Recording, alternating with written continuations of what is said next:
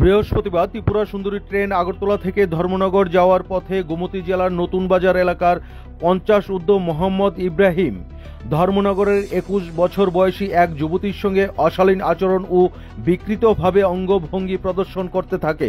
ওই সাহসী যুবতী মোবাইলে ওই ভিডিও রেকর্ড করে এবং যুবতীর সাহসী তৎপরতায় গ্রেপ্তার হয় বিকৃত মনস্ক 50 ঊর্ধ্ব মোহাম্মদ ইব্রাহিম। নিজস্ব প্রতিনিধির রিপোর্ট, আওয়াজ। ত্রিপুরা সুন্দরী এক্সপ্রেসের মধ্যে একজন আমাদের বোন ট্রেনের মধ্যে আসছিল। ওই বোনটি সঙ্গে একজন লোকে দুর্ব্যবহার করেছিল, মানে খুব অভদ্রভাবে, সেটা বলার মতো ছিল না। তো আমরা ওই জিনিসটা নিয়ে আমরা মানে পুরো একদম ন্যায্য ন্যায় চাচ্ছি, যার কারণে আমরা ওনাকে ধরা হয়েছে পিএস এর মধ্যে, ধর্মনগর রেল স্টেশনে পিএস এর মধ্যে আনা হয়েছে ওনাকে। আর ওই ব্যাপার নিয়ে সবার সঙ্গে সমালোচনা চলছে যে এই লোকটাকে কি করা যায়, যার নাম ছিল অমরপুর বাড়ি ওনার বাড়ি, আর ওনার নামটা ছিল মোহাম্মদ ইব্রাহিম।